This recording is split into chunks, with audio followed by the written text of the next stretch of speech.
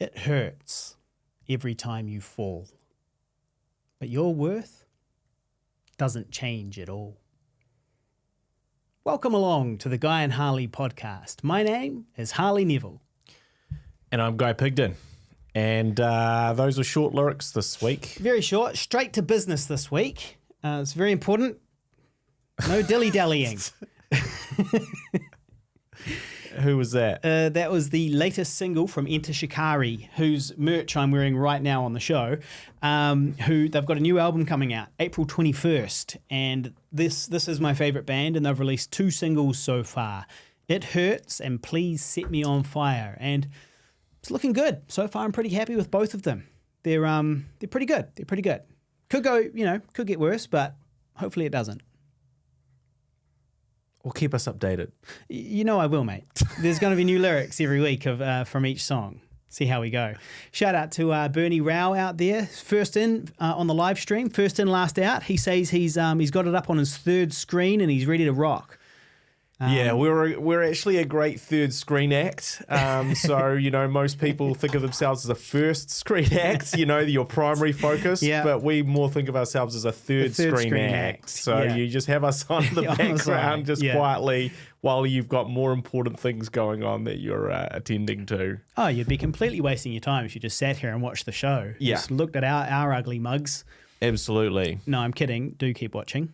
So what's been going on, Guy? We're back from the South Island. We went down south for our dear friend Nick's 40th birthday in Alexandria. It was a bit of an adventure. You were not originally going to go, but then got roped into it.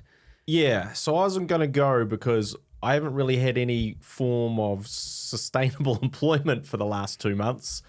And so I couldn't really justify the trotting down to the South Island, for a birthday. It just wasn't really financially responsible to do that. Mm-hmm. But considering you'd just done that. Yeah, exactly. Considering that I spent all that money that I shouldn't have the last time. I did that for Christmas. But out of the blue, I got a message from Nick Stickles. We have never called him Nixticles.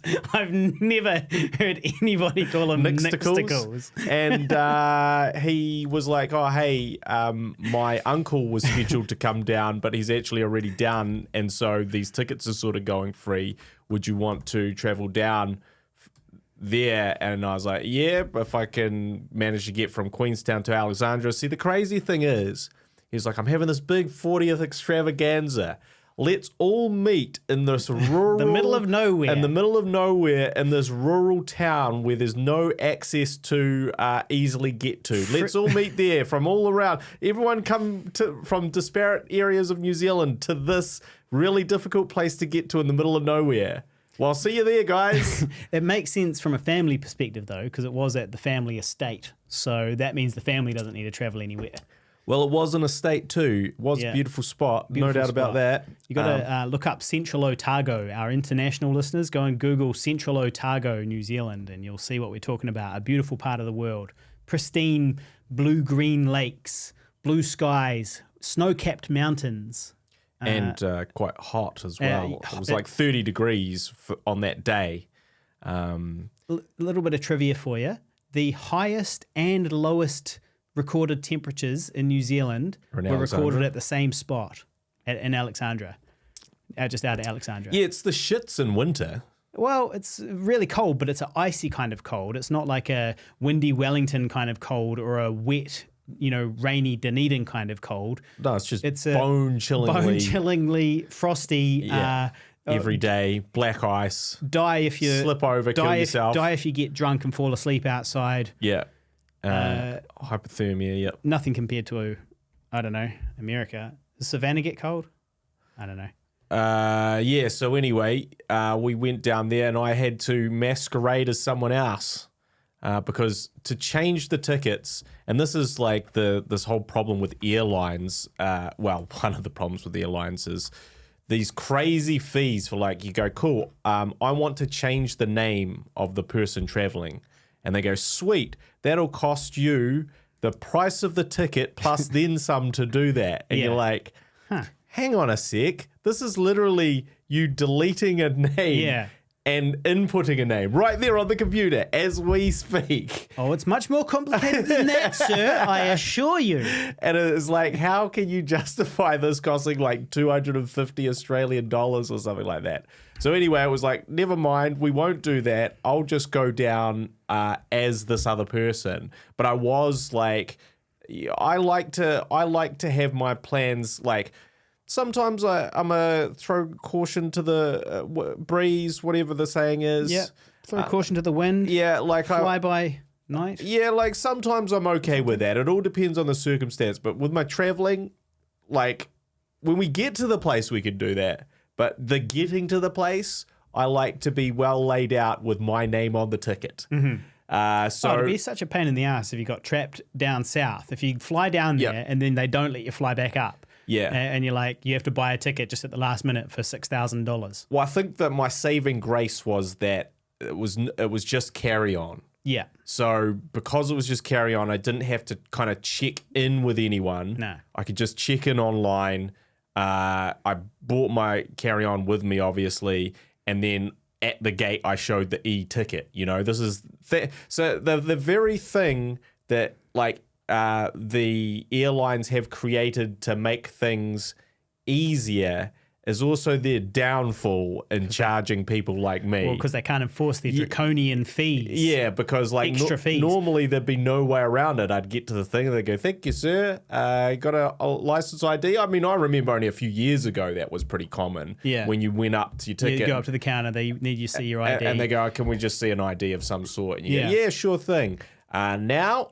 it's all auto check-in. You can do it online, or you can do it. You can self-check yourself in because they want to pay for people to do that for you. So you know your poor service and technology has cost you, Jetstar. Well, I heard that they're going to enforce some sort of new rules around airlines in New Zealand and being able to, or maybe it was international, I don't know, but being able to enforce these, stop them from adding all these dumb fees to everything. Like, you want to change your seat? Well, that's $20. Yeah. You want to wipe your bum? $25. Yeah. You want some toilet paper when you go to the toilet? Yeah. That'll be $5, thank you. See, this is why Air New Zealand is a quality airline. I like Air New Zealand. Well, yeah, I mean, a few people around the pandemic might have had different thoughts about that. Well, I am an investor, so I might have ulterior motives. It's a great company. Well, they have turned their profits right round after getting that government bailout. Yeah, well, I'm like maybe $900 down or something on that Air New Zealand stock because unfortunately I was buying it before the pandemic. Yeah, right. You know, I was like, oh, this is a good company. There's only going to be one main, airline in New Zealand, like a government sort of one. It's got to be Air New Zealand, and this is a reasonably sensible thing. We're an island, and people need to come here. The company, anytime people want to come here, you know, like they are going to need to expand their services and all that type of thing. So it's probably going to work. And then the pandemic came, and it's never been the same. So, and then the pandemic came. The zeitgeist-changing, world-changing, historic pandemic. Yeah. Yeah, so that 40th basically consisted of going to a farm and rocking out and singing late 90s and early 2000s punk rock songs in hoarse voices. A bunch of fat old men bellowing and poorly. Nick did some good singing, but he didn't quite have his old form that he used to have. He looked like he was going to have a heart attack at one point. He was singing so hard, you know. And we have our combined Pigville 40th birthday bash coming up as well next month. Which won't be the same as that. It's not going to be the same, no, but it is. I think it's just going to be a big party in the backyard, assuming that the weather is okay. A select few of the Sifty 150 listeners will have received their invitations. If you didn't get one, you're not invited. No, I'm kidding. We just haven't thought of you yet. Feel free to send us a message. Yeah, if you want to be invited, you just send us a message. Yeah, but how do we? If it's somebody that we don't actually want to come, we don't know. How are we going to reject them politely now that we've told them? I don't think they'll be just dear friends. You know who you are. Yeah. That makes it even worse, actually. They'll be like, oh, God, he doesn't consider me to be a dear friend. It would have to be a real weirdo for us to put the hammer down on the non-invite, though, wouldn't it? Yeah, well, it's lucky we don't have many listeners. Yeah. Exactly. Shout out to Tyler on the live stream. Yep. And Jeremy, who says that Cheers-a. if he gets electrocuted, it's our fault. Don't worry, we started late, so you probably finished up that work that you were still doing. Yeah. But yeah, so that's coming up. But yes, it was certainly a very sobering experience to attend a 40th and be on the verge of 40 and look at all the people around you and go, fuck. We have aged horribly. And go, is this us now? Is this what we do? Well, and also like looking at everyone and you go, fuck, you guys look old. And then you go, oh, I guess that's probably their thing they're thinking too. About us, yeah. Well, look, I've got something pleasant to say about myself there, which is that... No, there's a surprise. Which is that Nick's mum said I looked younger than the rest of them and exclaimed it to all her friends as well. And she said the same thing last time too. So I'm feeling pretty good about myself. Because from Nick's mum. Nick's mum. Yeah. She said I looked younger than the rest of them. That was before our dear friend Kit got there, who still looks like a 20-year-old model. And Brett, probably. Yeah. Oh, no, I think I'm on a par with Brett in terms of age looking. No, Brett looks the same as he did in high school. Like legitimately exactly the same. He does look pretty much the same. Like there is no distinction between that. And I'm not sure that you could say that, Harley. Listen, I'm looking all right. I was actually thinking, I was like, oh yeah, this is this working out is working out for me. I've lost like 2 kilos. Yeah, well, the diet took a bit of a hit in February for me. My beer and toast diet's going great. But I'm still trending downward, which is the main thing. But yeah. The problem with diets is it's just like they're fine if you're in the routine, if you're in your element, right? So you're like, cool, I get up, I eat this, I eat that. When I go shopping, I buy these things, and then for dinner, I have these things, right? That's sweet, done, easy. But as soon as it's like, oh, I'm out all day on a shoot, or oh, I'm gone down to the airport. I'm at the airport now. Yeah. And the McDonald's New York Hunger Buster bagels offerings looking quite tempting right now. Yeah. I'm up earlier. Hunger Buster bagel sounds pretty good. I'm up earlier than I normally. So normally I'm burning more calories. I'd sleep through this hunger. Yeah. And I'd be awake later to eat less. But now I'm up at 6 a.m. And so now what am I going to do?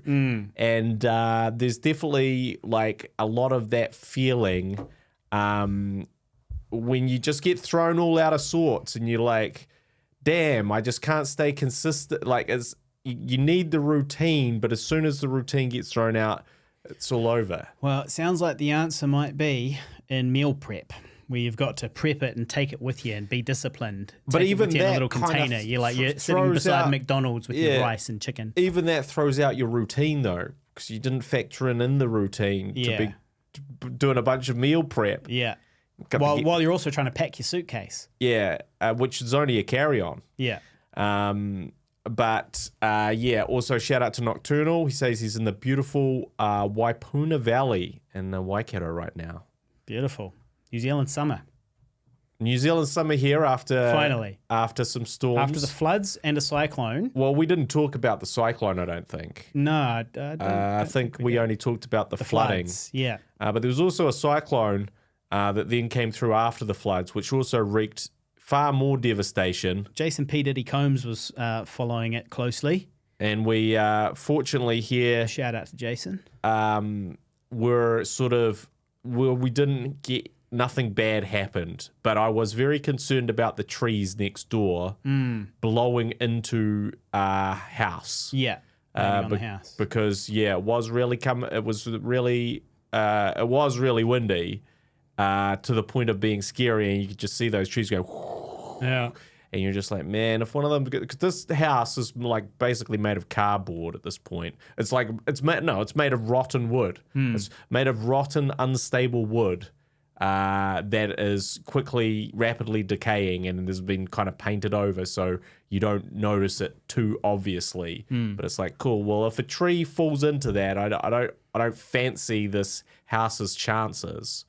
I think your side is better. Yeah, well, my side. Also, the wind is blowing the wrong way for the trees would blow into the other neighbour's yard on your side. Right. Yeah. Well, my side gets gets more sun, but it's still got rotten wood. It's still falling apart. speaking of living in this area, living in this house, I got in a fight with the ladies so there's a big sports ground near our house. Yeah. And every time there's an event there, they block off the streets. And the reason, and my understanding of why they do it, and this is based on having worked kind of for them a little bit, is that they block off the streets in order to stop pissing off the residents. So the residents surrounding this big sports arena have all formed a union or something together, and they they represent the residents. And it's like, okay, every time you guys have a concert, there's fucking vomit on the street outside my house. There's broken glass. There's all this noise until all times of the evening, and there's no parking because everybody drives here. This is unacceptable. We're going to shut you down. And so this sports ground has to kind of deal with them and keep them in mind. So what they do is they keep the traffic outside of the neighborhood during these events to stop a bunch of that nonsense. And they also, have safety wardens and all that type of shit. Now they do that to protect the residents. That's why they do it. So here I am. I'm a resident. I've just been out. I've been to a party, and it was like an hour's drive each way to get to this party. It was quite far away, and so it's quite late at night. We get back, ready for bed. It's about 11 p.m., something like that. It's like cool. We're at our house. We can see the house. The house is literally less than 50 meters away. It's maybe 20 meters away. Right, so I'm right there, and I pull on up, and I'm not driving.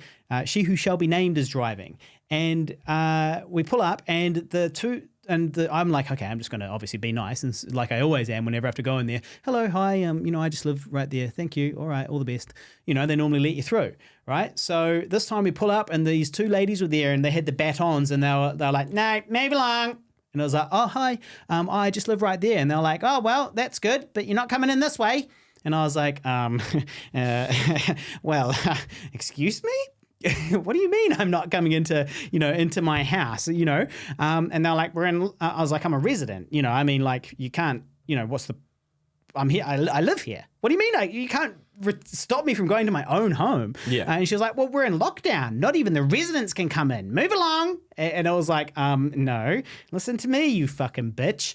Not quite. But, I was like, listen, we're not moving on. We're going into our house. Yeah. Okay. I don't remember exactly what I said, but it was along the lines of, she was like, we're in lockdown. I was like, yes, but it doesn't apply to the residents, and she was like, no, move along. You can go park over there if you want and just sit in traffic and wait until until they said that it was time for us to go back in. And she was like, you're not coming in. And I was like, I am coming in. I live there. And she was like, oh shit, I just broke my mic.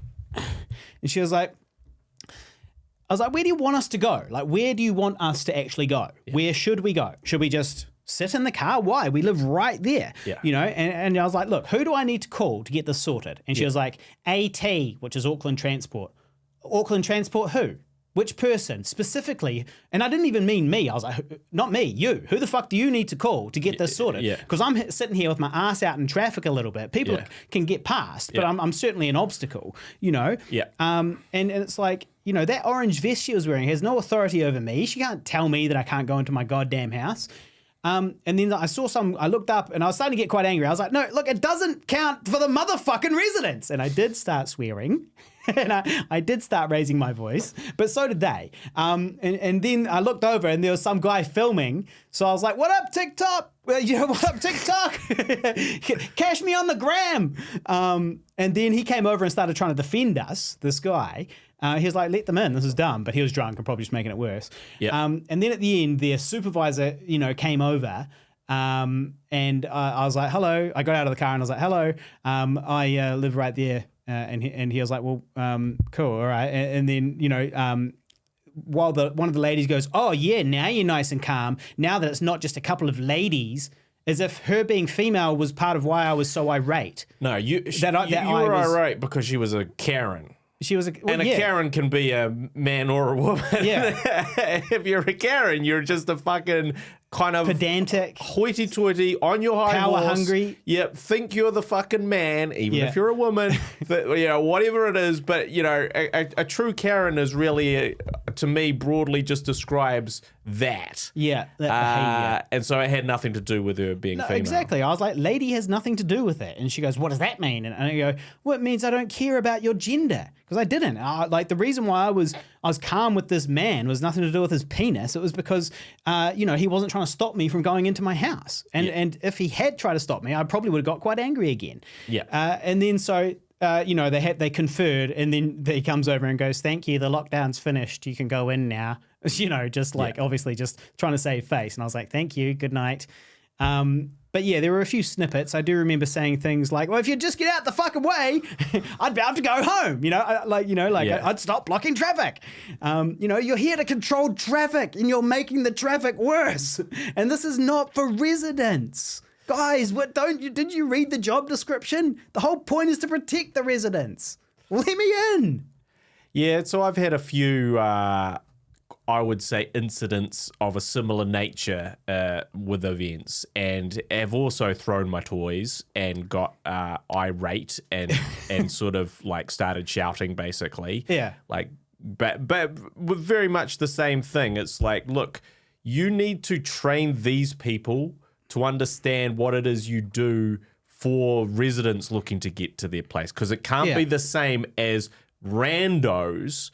And unfortunately, at the moment, your default is whether it's a rando or a resident, you say and do exactly the same thing. And it's like, no, but one has a right to be there and the other does not. And so, that sort of management needs to be, because I've had that same sort of conversation multiple times, to the point of flipping out, to the point of a supervisor coming over and then escorting me on his moped to my residence. Yeah. What, you weren't allowed to walk through? Oh, as in he drove to make sure as a you convoy really were. To my house. Got it. And I was like, sweet, bro. Just drive me Let's there. go. Let's do it. I just want to get home. It's not really that hard. Guy, what if it turns out that we're the Karens? Well, look, I will say that there's something going on here. They probably say that we're Karens. Well, you have to look at the situation as a whole, which is if you're preventing residents from getting to their residency. They have fair reason to be quite pissed off, actually. There's an issue there that needs to be resolved at some management level. Yeah. So, there is that. But there is also the old manification that is happening to us. And I've sort of noticed it with myself, which is that this is not the way it should be, thing. Normally I'm reasonably reasonable and reasonably polite. And, it's all good. But I get triggered by certain things, and it's Me too. And it's normally just my time being wasted. You know what grinds my gears? If I feel that whatever this interaction is like just seriously wasting time, then my temper, like I'm no longer polite, I'm no longer a nice person. Yeah. I'm no longer like willing to sort of, even argue amicably. Yeah. I start getting quite cunty. Yeah. Quite quickly as well. Like probably too quickly. Yeah. More quickly than should be for whatever the imperceived time wasting is. Yeah. And I've sort of reflected on a couple of these times and been like, that was probably a bit much. Yeah. But you see, it makes sense, right? Because as you get older, you have less time. You have less time. So you have much less time. So when you feel like your time's been wasted, it's like, guys, maybe you don't give a fuck. Yeah. Because you're 20 or 25 or whatever. So this interaction, you're going to have another 10 years worth of this stuff. Yeah. But for us, we don't have that anymore. The clock is ticking. We really got to just not waste time because we have a lot less of it. And so I don't really know, or maybe it's just getting old and cynical and bitter. Could be that as well.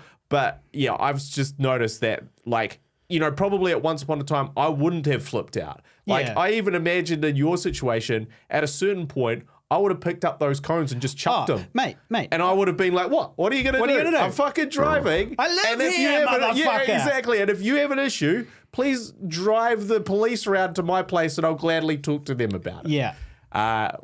yeah. That's exactly what happened. I took off my seatbelt. There was a point where it was going to escalate.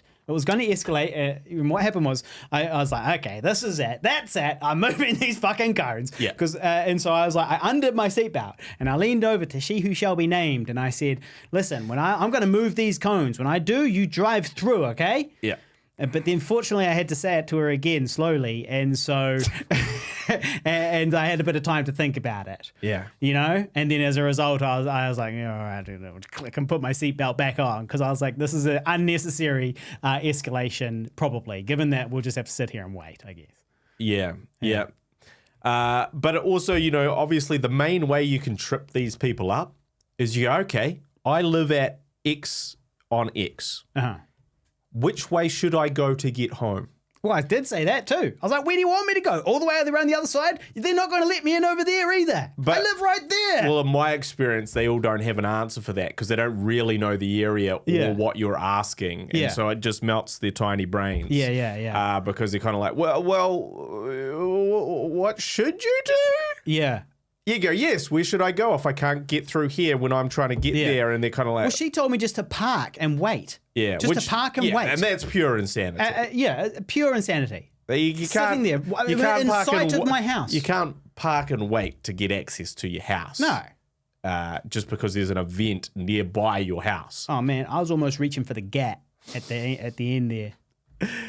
So yeah, that's what happens when you're an old man. Yeah, well, overall, get grumpy. I didn't handle it as well as I had expected to. Because I was like, well, I'll just be nice. It's fine. I've never really had a problem before. I'll just be nice. I'll explain calmly and rationally that I'm there.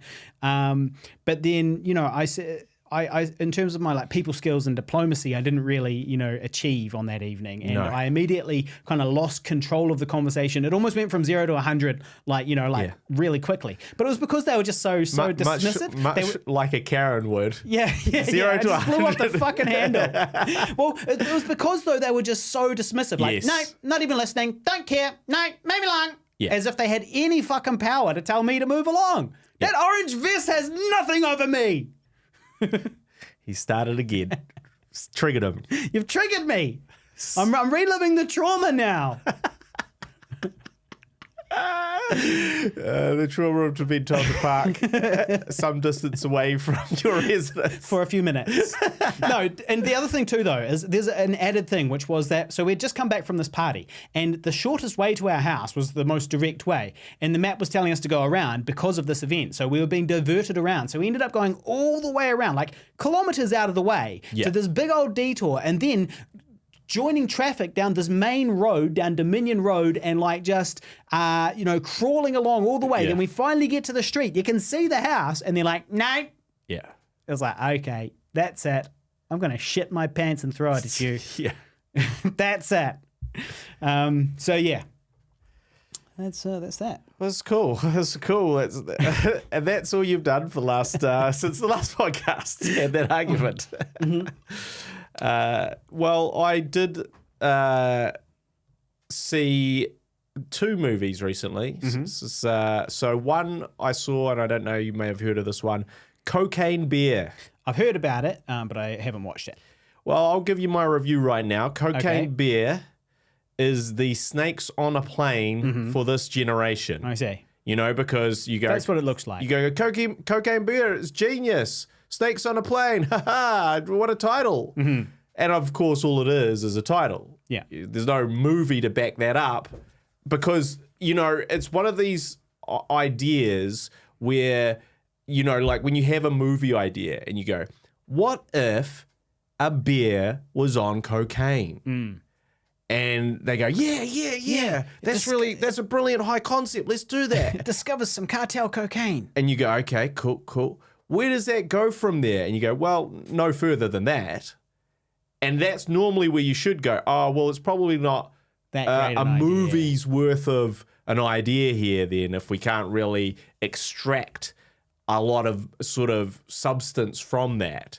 But of course, as with Snakes on a Plane, no one does that. They just go Cocaine Bear. And it also has now been really quite successful, unfortunately.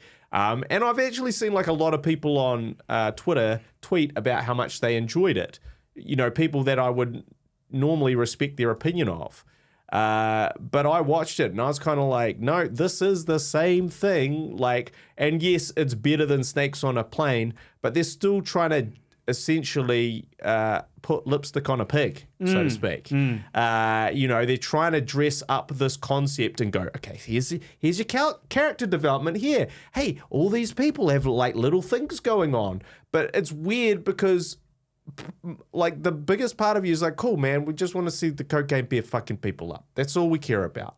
So anything when that's not happening, we don't really, it's almost like they didn't lean hard enough into just this rampaging cocaine bear. And they're like, no, we're going to give you characters and we're going to give you this and we'll give you that. But again, all of those characters are very sort of two-dimensional. Yeah, and just not really quite like, it's like, do you care? Like, if you're going to have characters that you care about, you have to care about them more than the cocaine bear eating them. And if you don't care more than the cocaine bear eating them, it's almost like you just bring in more characters and have the cocaine bear eat them in different, more creative ways. Now this does go kind of contradictory against what I normally say. I was going to say that this sounds like the opposite. Which is like, build up your characters, invest in your characters, and so then you care when they die. When they die. But I just feel like the idea itself is so one note that it doesn't really work because you never come to a movie like that for anything other than the title and then what you should get out of that title. So Cocaine Bear gets a big fat thumbs down from me. They should have made it like Predator, where the cocaine, it's all kind of real lifey and the bear's out there and there's a squad of hunters looking for it. But the cocaine bear is too, honestly, he's too jacked up on coke and too cunning for them. Everyone knows that cocaine makes you smarter. In some ways, that makes for a more interesting film than the one I watched. Yeah. So, they should have had you at the pitch sessions. Well, I would have told them. I would have brought it up with them. The other movie that I watched is Creed 3. Oh, yeah. Now, Creed 3 is a spin-off from is Rocky. the third sequel to the sixth Rocky. Yeah. Okay. Yeah. The third sequel to the spin-off after the sixth sequel. The third sequel spin-off to the sixth Rocky. Yeah. Knowing that we're now sort of 9 movies deep, you kind of think like, why did you watch that? Where are you going to go with this? Like, what could happen? Because also Creed 2 is really bad. Yeah. But Creed, not that I watched it. But Creed 1 is really excellent. Right. Because it sort of reboots the Rocky franchise. Yeah. But in an interesting way, with a new young Rocky, who's actually Apollo Creed's son. It taps into the history and mythology. It utilizes all these things, but it also doesn't go like, hey, Rocky, the 70-year-old man, is coming back for one last fight. We're done with that. Yeah. Now Rocky's a coach and he's dealing with other things. Yeah. And that's interesting too. And all of these things kind of combine to make actually a really interesting, powerful film, which is probably why it was so successful. Now, then they kind of threw all of that out with Creed 2. Like all that kind of character work, all that like thing, they threw it all out for it to be Ivan Drago's son, Drago was Rocky IV's, the big bad Russian of Rocky IV that he had to beat. His son comes back to fight Michael B. Jordan, which is Apollo, or Adonis, I think his name is actually, Adonis Creed. So it's like son versus son. But it goes straight back to the cheesy, shitty Rockies that are sort of dumb. And I don't know if there's a coincidence, but Sylvester Stallone like co-wrote it. And it's almost like, yeah, I kind of see that. Now, Creed 3, there's no Rocky in it. This is the first Rocky movie without Rocky in it. And that's good. That's a good thing. Because now the kind of franchise can go in a different way and kind of not be so tied to like, well, what's Rocky going to do with this as the coach? And are we going to get any silly callbacks? No, we're not. We're going to get a couple of key important messages at certain times to like the history, but ultimately It's about Adonis Creed and this new history and mythology that he's creating. And it was actually very, very good. It's probably the third best Rocky. There's Rocky 1. Maybe I put Rocky 2 in there. Oh no, Creed. Then you skip 8 movies. Creed is good 7 too, movies. actually. So actually, no, Creed is still better than this, but it's close. And so I actually recommend, if you like just boxing movies. Well, what's better, Rocky 2 or Creed? Creed is probably better than Rocky 2. Okay, and so what's better, this new one or Rocky 2? Probably Rocky 2 is maybe just give the edge to Rocky 2. So it's top 4 then. Yeah, it's actually Fourth. top 4. It's top 4. Yeah. Yeah. But you know, in 9 movies, And that's pretty half. good. That's bang in the middle. That's super average. No, it's above average. Yeah, slightly above average. But yeah, so like it's actually, and this one, and Michael B. Jordan directed this one, so he's kind of following in Sylvester Stallone's footsteps of directing a Rocky, which is now Creed. And also, apparently Sylvester Stallone was very unhappy about this version. He said it was too dark and too serious, and he was upset that he wasn't involved, and he's also upset that he does not have the rights to Rocky, which is held by MGM, so these stories can continue without him, and he doesn't get a... Yeah. Or he actually probably does I'd say he gets something, but it's not but you don't have control. and it's not probably the amount that he thinks that he should be getting for these movies. Yeah. Anyway, everything Sylvester Stallone said about this film is wrong. And he is completely wrong. And the film is much better off from not being involved. And I say that as a true Rocky fan. Yeah. But Creed 3 is really good. And it was really good because we didn't have any silly Rocky shit in it. So I do, if you like boxing and sports films, do recommend it. And I went to see it with my girlfriend, Mana, and she really liked it. And she doesn't like sports films. No. She's never ever seen any Rocky films. And she doesn't particularly like even narrative feature films. So and she liked it. So that's a good endorsement. There you go. Creed 3. I didn't get to finish All Quiet on the Western Front. All right, it's a reasonably long film. It's about 2 hours ish, and I watched about 45 minutes, and I was like, "Cool, I'll come back. I'll pick this back up." I do that sometimes. People think I'm a weirdo for stopping films halfway through and just coming back, a week later and picking up where I left off. But that's what I do. And All Quiet on the Western Front, I was 45 minutes or something into it. It was all good. And then I had a few weeks off. And then a few weeks off a movie. Yeah. And then I came back. Well, I wanted to come back to it, but now I've lost my Netflix account. So thanks to the new rules.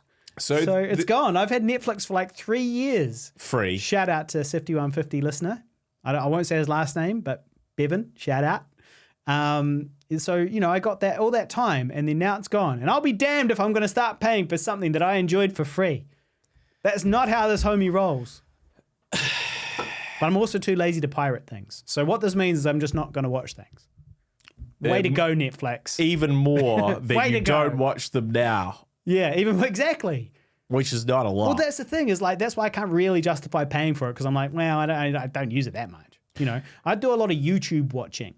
I've become more of a YouTuber nowadays. Yeah, well, I mean, that is and I got my guys that I follow. You and a generation of like the current children. Yeah. You and all them. Yeah. And absolutely, I consume a lot more YouTube than I probably do.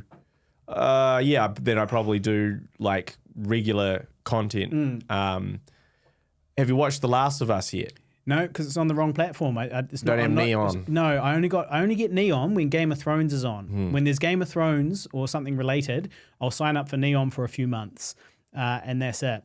I heard about some people who they'll do a thing with their mates where basically you get a Netflix account for 1 month, and then I get a Neon account for 1 month, and then someone else gets a Amazon account for 1 month, and basically we all share the passwords. And once a month, once every 3 months, say, you have to pay for your And you cancel it again, and then you sign up again, and you cancel it again. So you sign up for 1 month, everybody watches whatever they want on Netflix. Then someone else signs up for a month on Neon, and we all watch whatever we want to watch on Neon. Then we move on to the next one, and the next one, and the next one, and then you start again when you run out of people, and basically do it that way. So and what that means is you get a couple of months worth of stuff coming out on Netflix before you go back to Netflix again.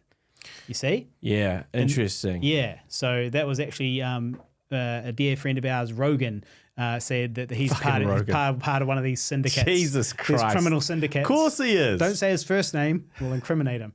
No, that doesn't actually surprise me. It makes sense though, right? So you get a couple of months to build up on episodes, so you got quite a lot to watch during that month, and it costs you a third the price. Yeah.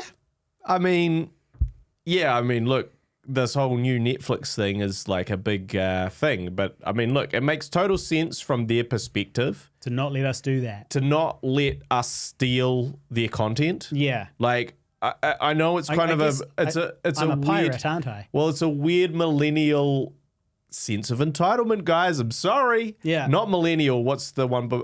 Well, we're millennial. Yeah, so what's the... Gen Z. Gen Z. Yeah. Is like, I see a lot of like, well, that's it, Netflix, I'm cancelling my account, fuck you guys. And it's like, oh yes, let me please apologize for that rampant piracy that you were doing.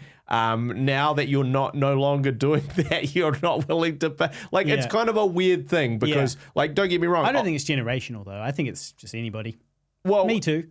I ain't paying for it. Well, I might one day. I think ultimately what they will lose in subscribers, they'll gain in non-piracy. Yeah, I just don't think there's any way around that if I think about all my friends, myself included, who don't have the account and are using someone else's. Yeah. So, it had to happen at some point. Yeah. It had to. Yeah. But, it's sort of like, again, it's more the problem of like, oh, everything is free. All content is free for me to consume. Yeah. And but that is also just the reality of the world we live in now. Because piracy is unstoppable. Everything is free. We can go out and get it. Well, it's a matter of, can Netflix lure us to their platform for a nominal fee? But that's the thing, is like, everything might be to some degree... Well, it's not free because it still costs... They're selling us convenience. But it's not free because it still costs money to make, right? Whatever that content is. But it is in the sense that you But can it's not in the anything. sense that... Because even if you're pirating things, it's like, yes, you are pirating things. And, that site is accumulating information and data about you. Right. So and that's utilizing what's that. not free. So the transaction is different. It's your information that you're... the information... Well, how much information do you have to put into Pirate Bay? Well... Not that Pirate Bay exists, but you know what I mean? The Pirate Bay... Yeah, Pirate Bay exists. I thought it was shut down. I thought they shut They'll never shut it down. Maybe I'm thinking of Napster. Maybe you're thinking of LimeWire. They'll never shut down the Bay. The Bay will never be shut down. Right. I don't think. Well, it can just always go on the dark web if it needs to. But, there's this thing where it's like, okay, YouTube is free, but you have to watch ads. Or, okay, now... I don't watch ads. I've got the ad block. I got the blocker, but YouTube is free, but it's collecting what you watch and the information about what you watch. What advertisers are going to target you because of what you watch. Personalized. Yeah. So... they think I want to buy high heels. Yeah. So, and fishnet stockings for some reason. Yeah. It's weird. They keep on trying to sell me high heels and fishnet stockings. It's strange.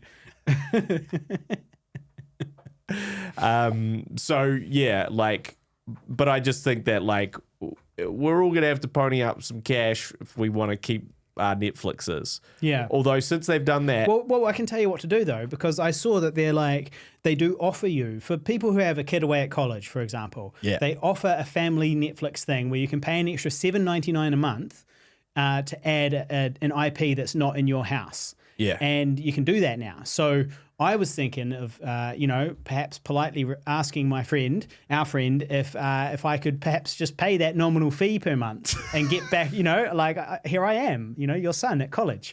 So I was going to float that idea with him. to save $2. $7.99 a month. No, because it's not. Or is it $15? Yeah, it's more like that. It's more like that. You've got to save every penny, mate. There's a recession coming. Got to put all my money in Tesla stock.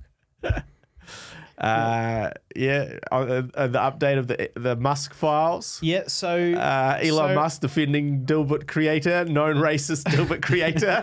So good news is that he was not found guilty of that case we talked about last time, where someone was saying they were trying to say that he had manipulated the stock market with his 420. Oh, he's tweet. been cleared of that one. Cleared of that. Yep. They thrown it out because it was always nonsense. It didn't make sense from a legal standpoint. It wasn't a very good. There was just a lot of publicity around it because it was Elon Musk. I didn't hear about the Dilbert But thing. now he has become an advocate for known racism. Well, I did see the Dilbert comic, which I thought was pretty funny. It's obviously insensitive and it's quite a career ending. It seems like it's like that Otago Daily Times cartoonist that got dropped after 20 years because he finally took it too far. It's probably going to be like that. Finally pushed the racist envelope to full-blown racism. Yeah, but really, overt. I mean, I didn't see what Elon said, but my assumption is very much that he is all for that free speech. That's what he's always said. He's like, and it's like there is, you got to define free speech and hate speech, right? Hate speech, hurting people, victimizing people. Free speech, it's up, where's that line? But obviously he thinks that that comic didn't infringe on, change from free speech to hate speech. And he wasn't a racist. I'd be inclined to agree that it's not really hate speech. It's just it's like a bit of a jab at trans people because it says, I identify as African American or something, or I identify as black. Or the comic is we have finally decided to add some diversity to the company. Meet Bob. And then there's Bob, and he goes, and it's a white guy, and he goes, I identify as black, and that's it. That's the diversity. So it's pretty edgy for nowadays, edgy or out of date, whichever one you want to call it. But yeah, it's not hate speech. It's free speech. I don't think it was just based off that though. Oh, I don't know what else he's done, but I just assumed that's the one. It was based off that. No, yeah. I think that was the one that was. I could be wrong. I was under the impression it was based off interview that he recently did, and some type of racist poll that he took, or something like that. The Dilbert dude, yeah. Right. Because he's been accused of racism for other stuff. For a while. We all know that if there's accusations, it must be true. Well, yeah, I would encourage. Even if they're unproven. If there is an accusation, even cumulative ones, it must be true. Well, this is the internet. There's more. I'm sure. Don't get me wrong. I'm sure that that there's lots of comics he's written that could be interpreted as racist. Certainly, I haven't really kept up with it, to be honest. Yeah. Well, and unfortunately, I haven't either to fully shoot you down and your. So you brought it up, but we neither of us quite know too much about it. Yeah, that's right. So we can't really confirm how fully blown racist what he was cancelled for is what. But we know that what we do know is that Elon supports him. He supports free speech. He's been very open about that the whole time. So I wouldn't be surprised if that's what Elon's talking about. Tesla has Investor Week coming up, Investor Day coming up. Oh, it's today. Oh, fuck, I should be watching the live stream. So it has Investor Day today, and they're announcing all their kind of new products and new plans. And basically, they've got this master plan, which he first published publicly way back in the early 2000s. Master plans, top secret master plan part 1. And then and it sort of outlined the plan to transition the world to renewable energy and sustainable transport and stuff like that. And then there was part 2 a little while back, talking about something else, and then now today he's releasing part 3 apparently. So that'll be kind of interesting. It'll be interesting to see what the stock does, if it goes up or down. Oftentimes it goes down after Investor Day, which is interesting.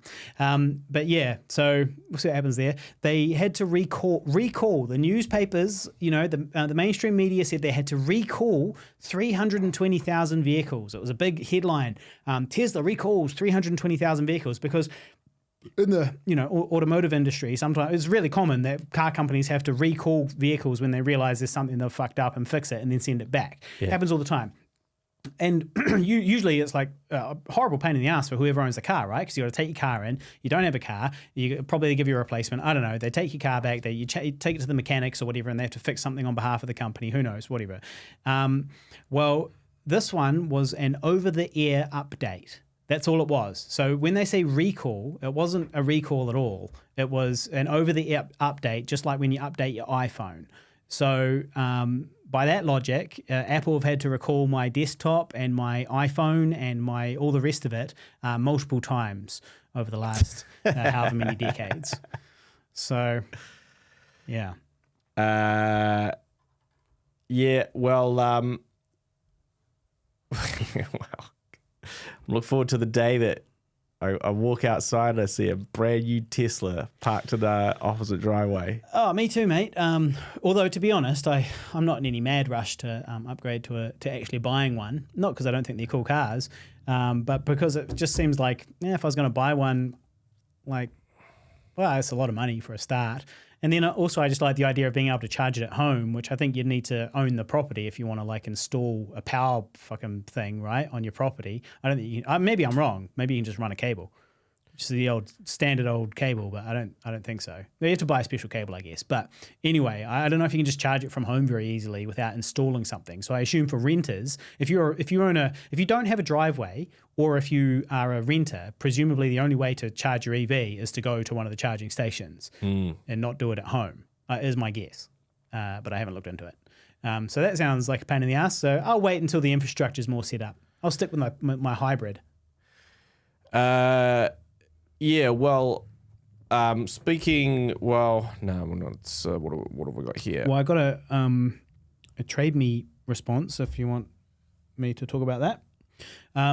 So everybody knows that I've got a viral Trade Me ad. Nobody tell Trade Me, okay? But on Trade Me, I've got an ad for a flat that's from our flat from 8 years ago. Does that flat opportunity does not exist? It absolutely does not exist. So what I've done is I've posted a funny ad on Trade Me for our old flat. And this is the second time I've done it, but this one's lasted 8 years. And it's had something like nearly not far off 60,000 views, I think, on this ad. Yeah. And it's a funny ad. And then in the description, it has a link to our Pigville documentary about I Survived a Zombie Holocaust, sort of explaining who we are, saying, come live with us. And it's got this link, So it's driving traffic to the YouTube channel. That's what it's doing. And so it's been out there for ages. And basically the way the platform works is every 2 weeks, you can just renew it. So every 2 weeks, you just click, click, click, get an email, click, click, click, renew, takes 2 seconds. And then you can renew it for free until the thing is sold or the room is filled or whatever. And so I've just been renewing it every 2 weeks for 8 years. And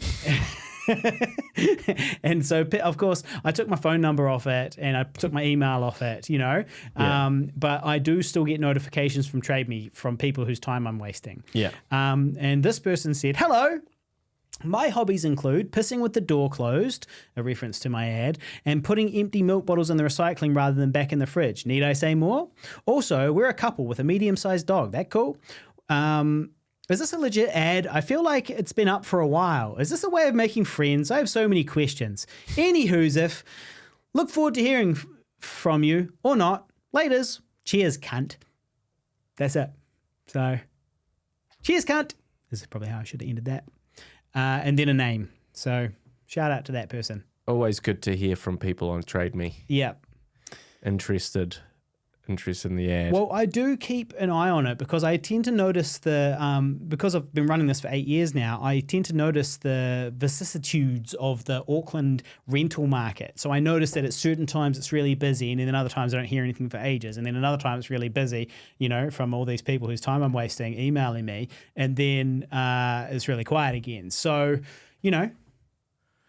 Well, we've taken in market research. We've taken in a refugee, climate refugee of the flood, of the Auckland flooding at the moment. They're currently staying in our spare room and looking for another place because they were their flat was flooded. Yeah, and this is what's crazy to me is that heaps, and I don't know what the statistic is, but a very large proponent of those houses that got flooded no longer livable anymore. Yeah, well, they've got to, exactly. They've had poop water. Yeah, they just, like, that's... Sat in poop water for a that's week. it. Like, or how do we fix it?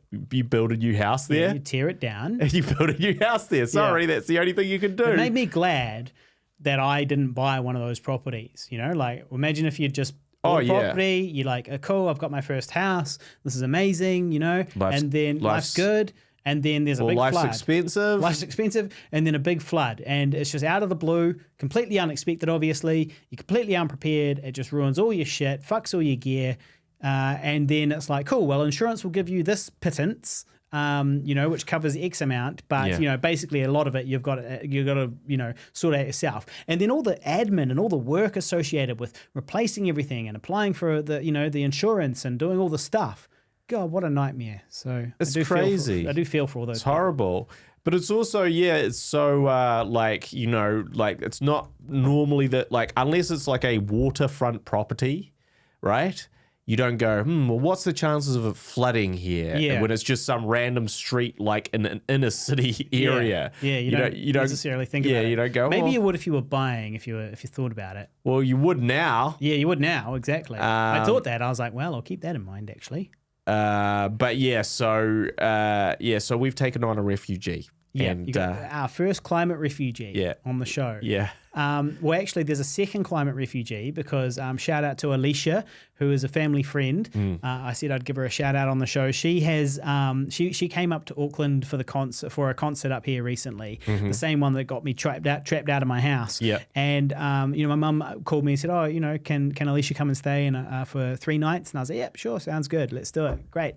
And then the cyclone struck. And then all the flights got cancelled, and then she was stuck with us for about a week. So climate refugee, no good deeds go unpunished is what they say. But no, it wasn't so bad to have her. It was all good. So shout out to Alicia. And then I also wanted to do a couple more shout outs to Mark Cookson, a.k.a. Cookie, famous celebrity television presenter who is still listening to the show. Yeah. I chatted to him the other day, so shout out to Cookie. Thanks for tuning in, mate. And also Tyler, the VFX creator, of course, Jason P. Diddy Combs, and I feel like there was some other people, but I don't have them on my list here, so I do apologize. Well, I'll just share one sort of final story maybe before we wrap it up. Okay. Which I almost forgot about, but I had a brush with fame the other day. I had a brush with celebrity. Yeah. Mm-hmm. And so I was called in to do a filming job where I was just a cameraman. I was filming a sort of a very basic interview setup. Now I do a lot of these types of jobs, you know. In fact, I would say that in terms of like in the corporate world of filmmaking, the thing that you do most is shoot sit-down interviews with people talking about whatever the thing is that they're doing. And so I was called in to do one of these at one of the studios where we have a long history of. Actually, I don't think they'll care if we name them or anything, but for the purposes of this, we will continue on to remain anon. And they're like, yeah, can you come in and film this? And this was on a Saturday, which I was actually busy. So, but I kind of found someone to cover that, and I was like, yeah. And then they're like, oh, can you actually? First, it was just, can we use the gear? Can we rent the gear? And then it was like, oh, can we actually use you to film it as well? And I was like, oh yeah, let me move some things around. So it was all good, and we did that. And then on the day, as I was heading in there, I got a message, and they're like, oh yes, by the way, it's John Rhys-Davies. And I was like, Gimli himself, Sulla.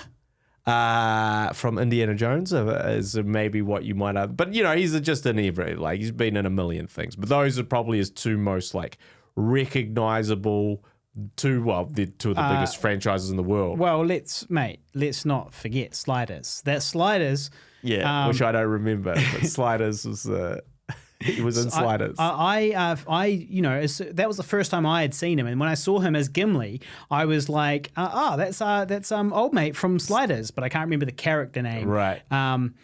But we look here. So they're like, oh, by the way, yeah, that's who you're interviewing, and then they were also like, oh, Maximilian Arturo, and was his name in Sliders. And also they're like, by the way, great show. Actually, maybe because you'll be in there filming, Yeah. you do the interview. You ask the interview questions. So I went from like a generic corporate job, filming someone talking about like, I was trying to think of like what some people normally talk about. That's very mundane. Well, I do one where they're talking about investing, I think, or something. It's very, very dry stuff. Yeah. So something like that, or like, oh, today we're gonna talk about this course that we run or something. But I did one that was a lawyer. Yeah, like exactly like that type of thing. A series with a lawyer. Yeah, and it's like, okay, to interviewing Gimli. Yeah. Directly. Yeah. Directly interviewing Gimli. And I had no idea what to expect. I actually accidentally took his park while I was moving my gear. Yeah. And then he was like, oh, do you know if we have to pay here on today? I was like, look, let me move my car. I was moving it, put the gear. You park there. He was like, oh, okay, thank you, sweet ass. Yeah. And then we went in, and I think he was talking about basically a charity initiative that he was part of. Right. But like it was very strange because I had a series of questions, and again, I was like, thought they were kind of generic questions, and then. Like, tell me about the trauma in your childhood, John. Well, like, it's like, tell us when you've done you've done an act of service for someone else or something like that. But then he would launch into these amazing stories that would go on for like 10 or 15 minutes, where he talked about, like, for instance, he talked about his wife who passed away, who had dementia. And that experience, and he shared some like incredibly personal stories about that experience and about some moments with her and all this thing. And I was literally sitting there with a tear in my eye going, damn, like this is like some really profound shit that I have literally just bumbled my way into. And like this is like incredibly valuable just from a guy living his life to kind of hear about some of this stuff. And basically he was just a super engaging, nice guy, and also this amazing storyteller, which lends itself to, that performance aspect. But, it was exactly like as you would expect, sitting, and I don't know if he was, but like, a royal Shakespearean actor, in the Royal Theatre Company sort of thing, like exactly what you might expect. He was like pulling quotes from this, he was pulling quotes from that, and then likening it back to his life. And I was just sitting there like awestruck by this guy. And he was just a sort of super nice, hilarious dude. And he wasn't afraid to like have a sense of humor. He was sort of like, he goes, he goes, in a couple of months I turned 79, and he was like, oh, fuck me. Fuck. Yeah. And he was like, but everything's still working. Yeah. That's a dick joke. Yeah. And then that's an 80-year-old's dick joke. Yeah. And then that's funny. It was sort of like, and he was like, and he goes, and look, you might seem like you're younger, but I'll be standing over your grave. Yeah. I'll be on you'll see me peering over. Yeah. And he's like, so I'm not going anywhere anytime soon. I thought that was pretty good. And then he also, when he sort of went into these amazing stories, and then he was like, all right, oh, is that enough? And then I was like, oh, well, I still have 2 more questions. He's like, oh, fuck's sake. Oh, my God. And I go, we don't have to do it. But he goes, no, it's okay. It's okay.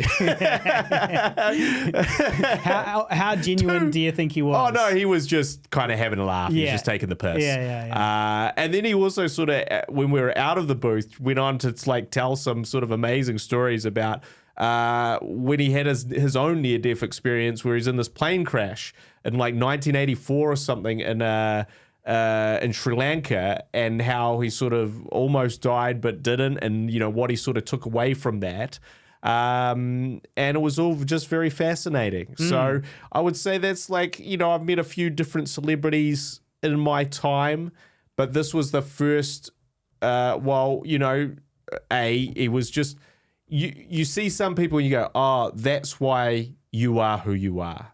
Like this charisma, this presence is why you are and why you have become the success. And that was very much, evident with him. Yeah. And also just sort of a genuinely just, a guy who you would want to spend time with. And whereas, a lot of those other meetings, it's just like me going, oh, hey, or me pressing record on a camera, or me going, oh, look, I just want to say I really, I really appreciate this, or I really appreciate that. And they go, yeah, thanks. Yeah. Well, See ya. did you give him any indication as to your prestige? Yeah. Did you encourage him to perhaps I didn't look tell you him up to in what some I way? didn't want to tell, And obviously you don't want to fanboy out, but maybe you could have sort of subtly slipped it into the conversation. You're like, Guy Pigden, director. I didn't say who I was. Doesn't know who you are. Well, he knows my name. He knows my name is Guy. But right. And he's like, let's get the big guy in here. Let's get him in. And you're like, oh, I've never heard that. Guy Smiley, classic. He. But I did sort of talk to him a little bit about my documentary, Glimpses, and that's what led into our conversation about, his. Did you tell him the name? Glimpses. Yeah. Actually, you know what? I don't think I called it Glimpses. So I think I just there's no said, hope at all. I was hoping maybe he'd be like, well, there's a possibility, a slim to none, there's but a slim possibility that he might look up. There's Glimpses. no possibility. And this is the problem is like, yeah, you could talk about like something you've made and stuff, but unless he specifically goes, what's your name? Yeah. And what film is that? Yeah. You are really fishing if you go, my film. So I'm Guy Pigden. My film older. No, well, I'll tell you how to get around that, mate. Is the very first time when you shake their hand, you go, hello, I'm Guy Pigden. Director of older. Yeah, no. You slip that in later. But you Name's Guy start Pigden, with Director of older. your whole Available on Amazon Prime. People Do you have remember any it. other questions? People remember it when you give them the whole name. Well, they're more likely to remember. Yeah, and they'll be curious. They're like, why did he give me the whole name? I better Google it. Guy Google Pigden? this, Guy Pigden. Director? Guy Pigeon. Guy Pigden. I'm going to remember that. Guy Pigeon. 97th best director in Australasia, it says here. Oh, best actor in Oceania. It does also say that right here. True, that's true. It says he's the best actor in Oceania and the 97th best director in Oceania. Yeah. These are high accolades, mate. So, but that was just a cool experience because, I thought I was going to film, I thought I was going not to have a memorable life moment. Yeah. I thought I was literally going John to Rhys-Davies. set up a camera and fuck off. Yeah. And really what I'm going to be doing is telling those stories for the rest of my life, most likely. Yeah. Good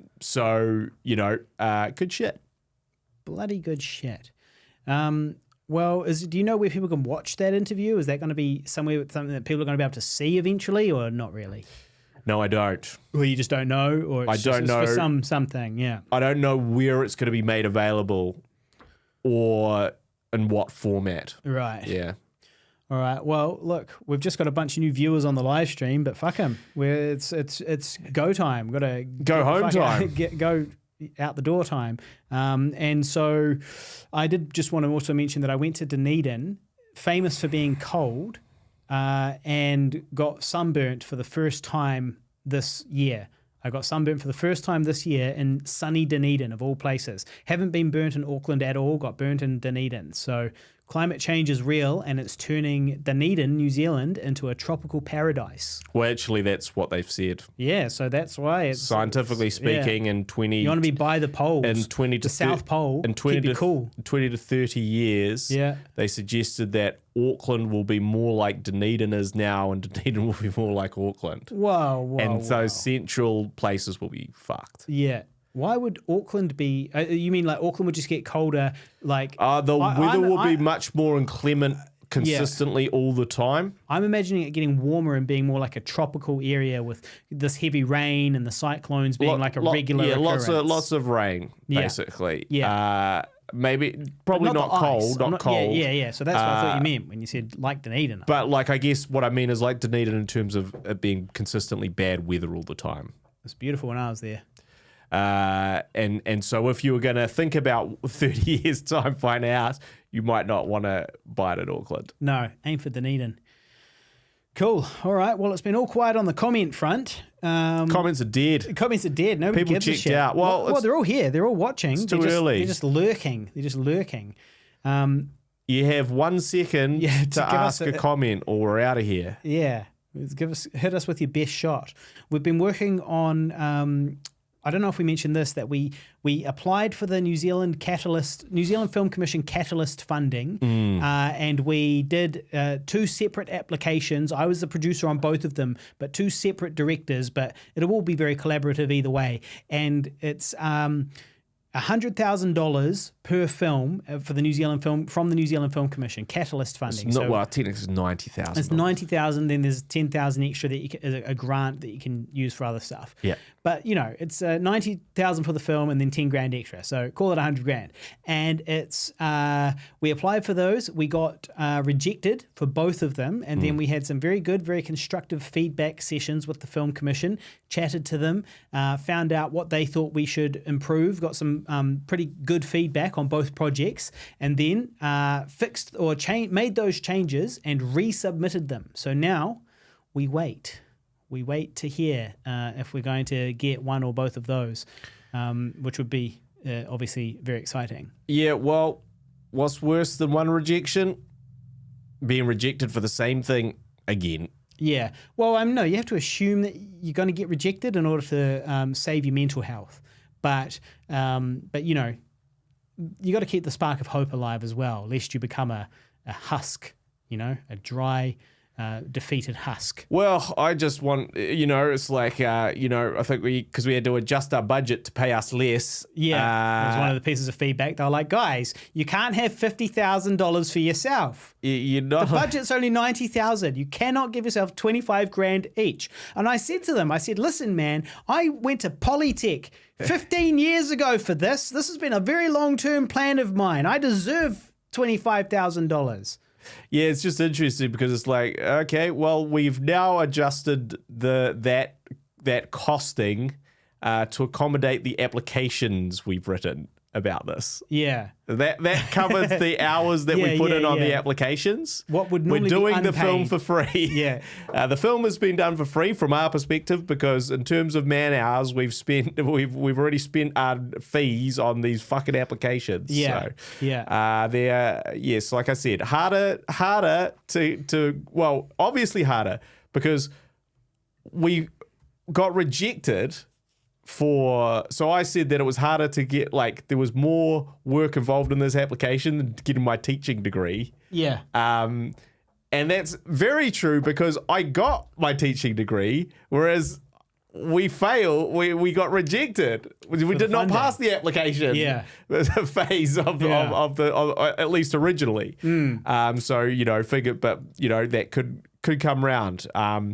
Jared on the live stream asked, what are your job prospects, Guy? Yeah, well, to be fair, you did say in one of the previous episodes that you'd lost your consistent teaching job, which had been, really one of your main sources of income for the last 4 years or so. Primary source of income for the last 4 years or so. Or at least it was until last year. Got pulled out from underneath you at the end of the year. Yep. I also lost my job at the same place. I'd only been there for 4 months. They gave me a rug pull.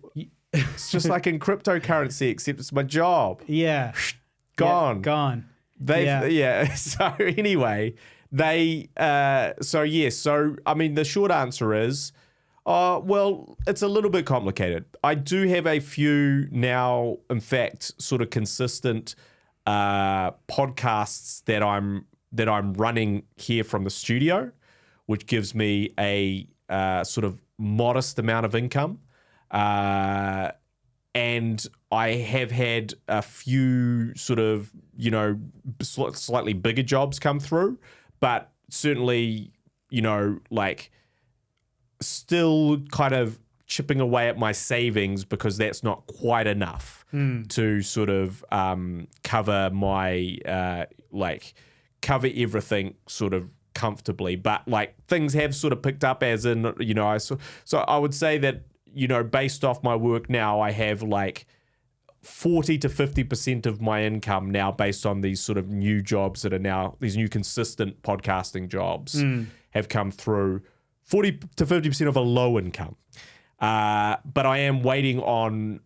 We've sort of pitched for some big jobs, which if they go through, will sort of means that my next year or two have been sorted out, and I'm no longer on the bones of my ass. But they have yet to so they could, and some of those things are looking very promising.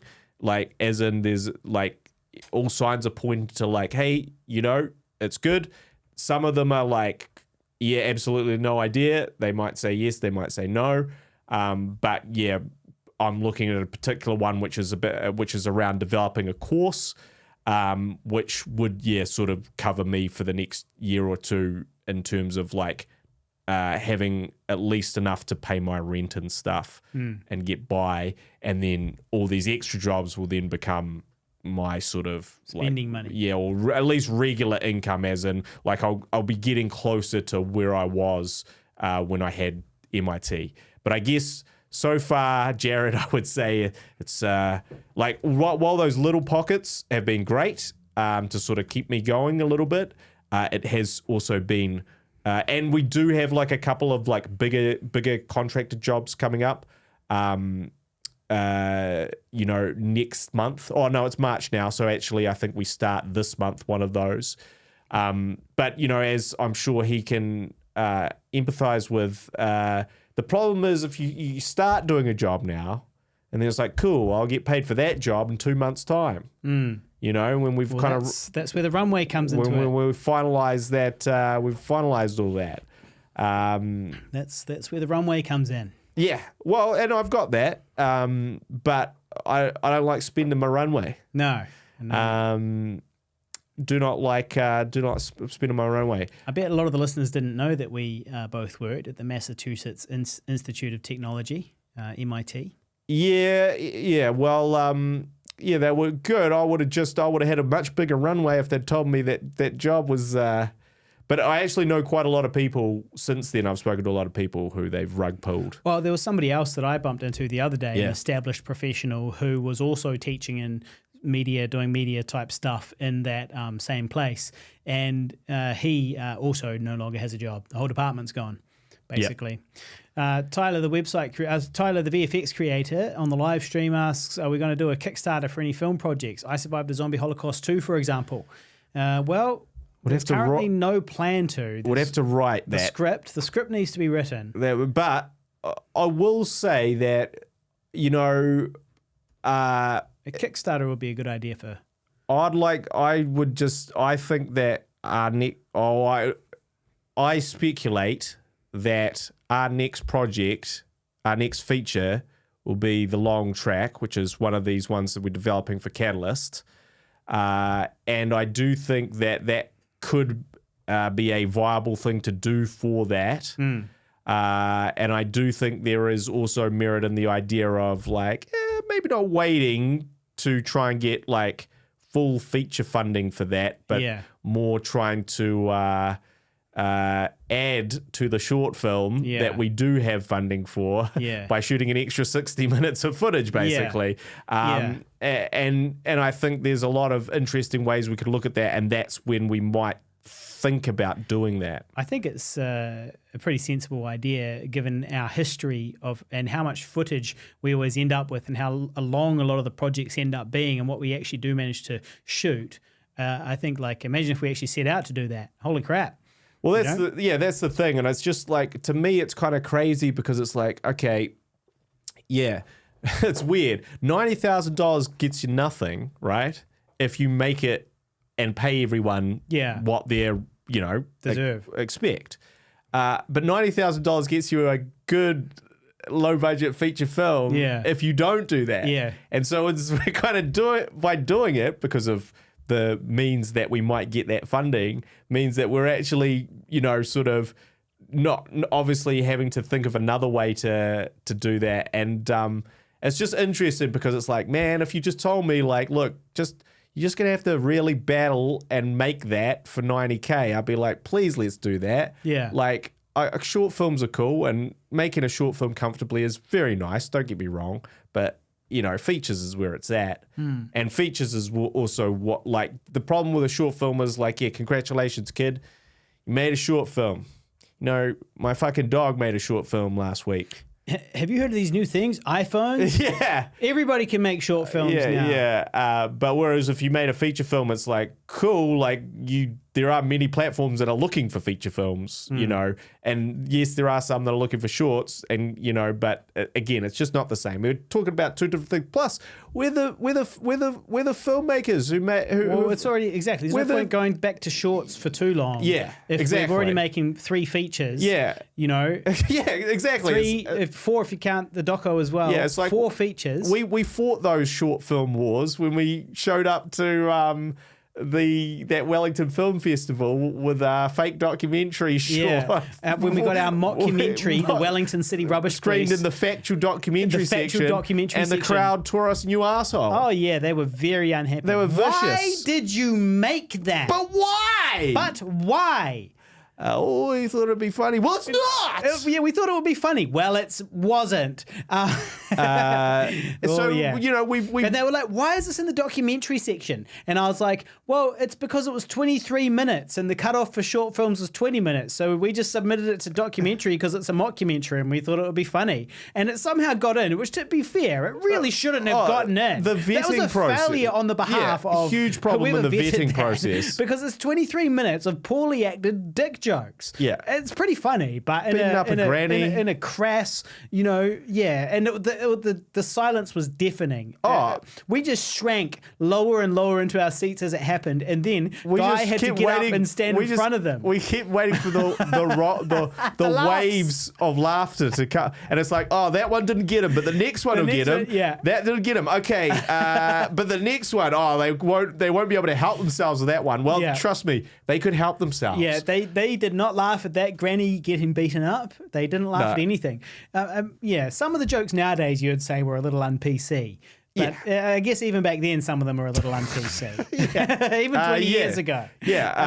Violence against elderly female women. Yeah. Well, there extreme violence. You guys can go watch that on the Retro Pigville Videos YouTube channel. So go ahead and search Retro Pigville Videos. You'll see our backup channel, which has all of our very oldest and shittest stuff on it. But this is the thing. And you'll see the original Wellington City Rubbish Police. Picture that in a Wellington screening at a festival for documentaries. How did that even get in? You can see my balls at one point if you pause it in the right place. We've filmed our short films. We've had our short film battles, and we've graduated. And so, you know, it just seems like it's like, I get it if it's obviously you're going to make a short if you had a short film idea. Yeah. But we had a feature film idea and made it into a short. Which is kind of the point of this particular thing, but it's also like, okay, but we do have that, and we will be writing that in the next couple of months. So I would really love to just get on to that, because you know we are about to turn 40. Yeah, it's time for the 5th feature film. Yeah, it's time. So. So I would say that's the one that I would suggest we try and get some Kickstarter money for, maybe. Yeah, well, because you can apply. We didn't mention it in the application, but you can also... You can ask for more money. Well, but also you can mention in the application that you intend to get more money from crowdfunding campaigns as well, which we didn't mention, but I guess we could have if that was really our plan. To try and get a little bit more money to shoot it or to market it probably would be the best thing. You know, get a bit of extra marketing money. It'd be great to raise some marketing money somehow. So we'll be hitting up the 5150. We'll be like, if you guys each give us $1,000, then we'll have $150,000. Huh? Bernie says, yeah, exactly, guys. Pro time now. Go down rocking or don't go down at all. Yeah. 100%, mate. 100%. You know, so yeah.